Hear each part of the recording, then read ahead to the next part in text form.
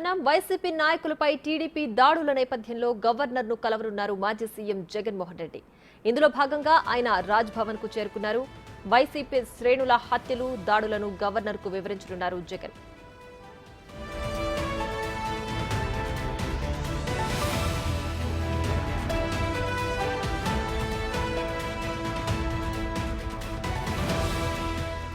YCP నాయకులపై TDP దాడుల నేపథ్యంలో గవర్నర్ను కలిశారు మాజీ సీఎం జగన్మోహన్ రెడ్డి.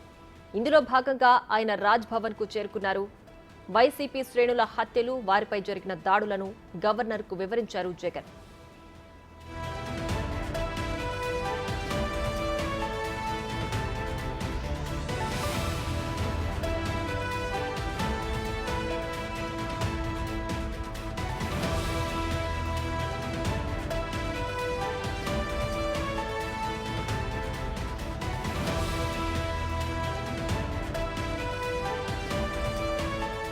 వైసీపీ శ్రేణులపై జరిగే హత్యలు, వాటిపై జరిగిన దాడులను వివరించేందుకు మాజీ సీఎం జగన్ గవర్నర్ను భేటీ అయ్యారు. గవర్నర్కు అక్కడ జరిగిన విషయాలను కూడా ఆయన వివరించారు.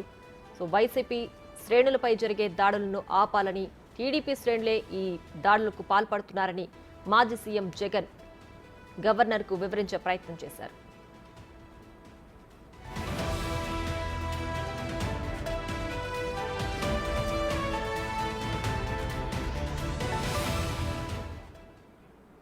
ఇక మరింత సమాచారం మా ప్రతినిధి శివ లైవ్ లో అందించడానికి సిద్ధంగా ఉన్నారు. శివ, చెప్పండి, మాజీ సీఎం జగన్ గవర్నర్ ను కలిసినట్లుగా తెలుస్తోంది. ఈ భేటీ ఎంతసేపు సాగే అవకాశం ఉంది? ప్రియా, మొత్తం మీద చూసుకుంటే ఏపీ మాజీ ముఖ్యమంత్రి జగన్మోహన్ రెడ్డి దంపతులు కొద్దిసేపు క్రితమే ఏపీ రాజ్భవన్ చేరుకున్నారు. గవర్నర్ అబ్దుల్ నజీర్తో ఆయన ప్రత్యేకంగా భేటీ అయ్యారు. ఈ భేటీలో ప్రధానంగా చూసుకుంటే ఇటీవల ఆంధ్రప్రదేశ్లో జరిగిన పరిణామాల నేపథ్యంలో కూటమి ప్రభుత్వం ఏర్పడి 45 రోజుల పాటు సాగిన దానికి సంబంధించి కూడా అనేక అంశాలకు సంబంధించి చాలా ఏదైతే ఇటీవల జరిగిన ఎంపీకి సంబంధించి మిథున్ రెడ్డి వ్యవహారం కానీ, పొంగనూరు, వినుకొండ సంఘటన, అలాగే రాష్ట్ర వ్యాప్తంగా అనేక చోట్ల జరిగిన పరిణామాల నేపథ్యంలో కూడా వీటన్నిటికి సంబంధించి కూడా రాష్ట్రపతి పాలన పెట్టాలని చెప్పి వైఎస్ఆర్సీపీ డిమాండ్ చేస్తూ ఉంది. సో ఈ నేపథ్యంలోనే ఈ నెల 24వ తేదీన ఢిల్లీలో ఆందోళనకి వైఎస్ఆర్సీపీ పిలుపునిచ్చింది.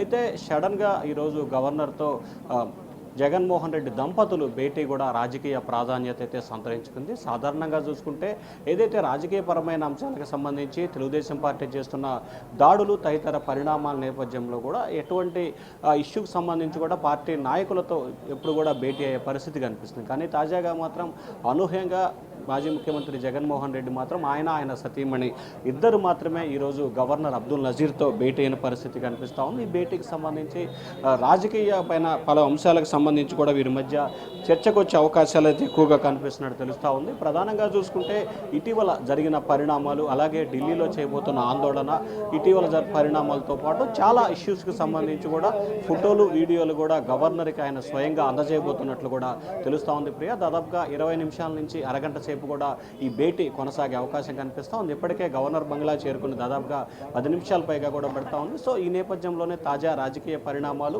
కూటమి ప్రభుత్వం ఏర్పడిన తర్వాత జరిగిన పరిణామాలు, ఈ 45 రోజుల కాలంలో కూడా వైఎస్ఆర్సీపీ నేతలు, కార్యకర్తలపై జరిగిన హత్యలు, దాడులు, విధ్వంసాలకు సంబంధించి కూడా సమగ్రమైన సమాచారాన్ని గవర్నర్కి ఫిర్యాదు చేయబోతున్నట్టు కూడా తెలుస్తూ ఉంది. ప్రియా, శివ, అయితే ఈ 45 రోజుల పాలన దృష్టిలో పెట్టుకుని మాజీ సీఎం జగన్ రాష్ట్రపతి పాలన విధించాలని కూడా గవర్నర్ కు వినతి పత్రం అందజేయబోతున్నట్లుగా కూడా తెలుస్తోంది. సో ఆ దిశగా ఏమన్నా అడుగులు పడే అవకాశం ఉందా?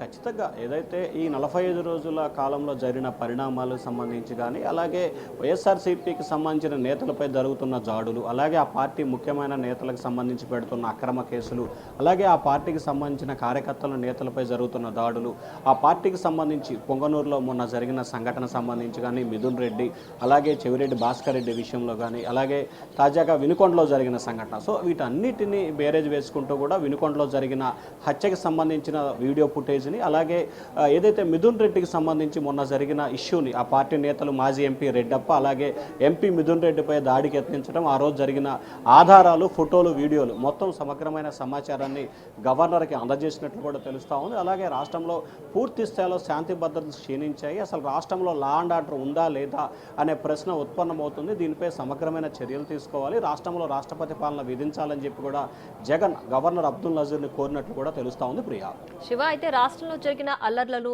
అంటే వైసీపీ శ్రేణులపై జరిగిన దాడులను ఈ రెండును కూడా దృష్టిలో పెట్టుకుని జగన్ పార్టీ నాయకులతో కాకుండా దంపతులతో కలిసి వెళ్లడాన్ని ఏ విధంగా భావించాలంటారు?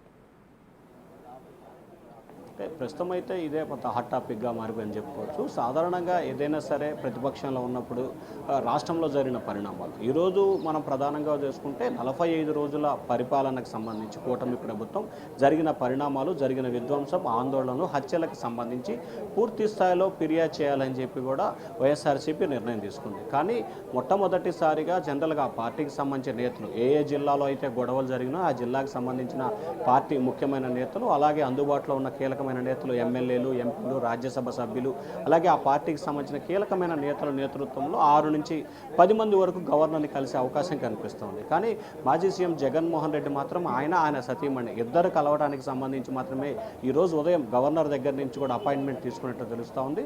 సో అయితే ఇక్కడ 2 రకాల అంశాలు కనిపిస్తున్నాయి. ఇది రాజకీయ పరమైన భేటీనా లేకపోతే వ్యక్తిగతమైన భేటీయా అనే దానికి సంబంధించి కూడా ఒక ఉత్కంఠ అయితే కొనసాగుతూ ఉంది. కానీ ప్రస్తుతం జరిగిన పరిణామాలు, ఢిల్లీలో ఆయన ధర్నా చేయబోతున్న, ఆందోళన చేయబోతున్న నేపథ్యంలో ఖచ్చితంగా ఇటు రాజకీయం ఇటు వ్యక్తిగతంగా మర్యాదపూర్వకంగా, అంటే ప్రభుత్వం పోయిన తర్వాత ఏదైతే ఎన్డీఏ ప్రభుత్వం ఏర్పడిన తర్వాత జగన్మోహన్ రెడ్డి రాజీనామా చేసిన తర్వాత మొదటిసారి కూడా ఈ భేటీ జరుగుతుంది. సో ఏదైతే రాజీనామాకు సంబంధించి కూడా ఆ రోజు వచ్చి కలుస్తాడని చెప్పి కూడా మొదట కూడా ప్రచారం జరిగింది. కానీ చివరిగా ఆయన రాజీనామా లేఖని ఫ్యాక్స్ ద్వారా కూడా ఆయన ప్రతినిధుల ద్వారా ఒక కాపీని ఫ్యాక్స్ ద్వారా పంపించారు.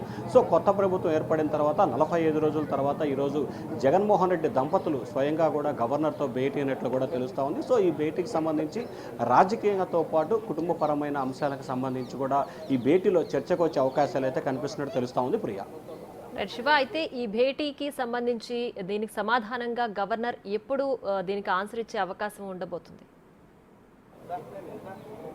ఖచ్చితంగా ఏదైతే ప్రతిపక్ష నాయకుడు, అంటే వైఎస్ఆర్సీపీకి సంబంధించి ప్రతిపక్ష హోదా లేకపోయినా ప్రతిపక్ష నాయకుడు మాజీ ముఖ్యమంత్రి హోదాలో ఆయన ఫిర్యాదు చేశారు కాబట్టి ఆయన ఏ అంశాలకు సంబంధించి అయితే ఫిర్యాదు చేశారో ఆ అంశాలకు సంబంధించి రాష్ట్ర హోంశాఖకు సంబంధించి గవర్నర్ నివేదిక కోరే అవకాశం కనిపిస్తూ ఉంది. ఆ రాష్ట్ర హోంశాఖ నుంచి వచ్చిన నివేదిక ఆధారంగా కూడా ఖచ్చితంగా దీనికి సంబంధించి గవర్నర్ కార్యాలయం వైఎస్ఆర్సీపీ నేత మాజీ సీఎం జగన్మోహన్ రెడ్డికి తిరిగి రిప్లై ఇచ్చే అవకాశాలు అయితే కనిపిస్తున్నాయి. సాధారణంగా చూసుకుంటే ఎప్పుడు కూడా గతంలో గవర్నర్ని కలిసిన సందర్భంలో కానీ మిగిలిన వాళ్ళు కలిసిన సందర్భంలో కూడా గవర్నర్కి మర్యాదపూర్వకంగా కలిసి ఫిర్యాదు చేస్తారు. కానీ తిరిగి గవర్నర్ నుంచి తిరిగి రిప్లైలు వచ్చిన దాఖలాలు అయితే చాలా అరుదుగా ఉంటాయి. కానీ ఆ కేసు ప్రామాణికం, ఆ కేసులో ఉన్న స్థితిగతులని, ఆ కేసులో ఉన్న వాటిని బట్టి కూడా కొన్ని తిరిగి జవాబులు వచ్చే అవకాశం అయితే కనిపిస్తూ ఉంది.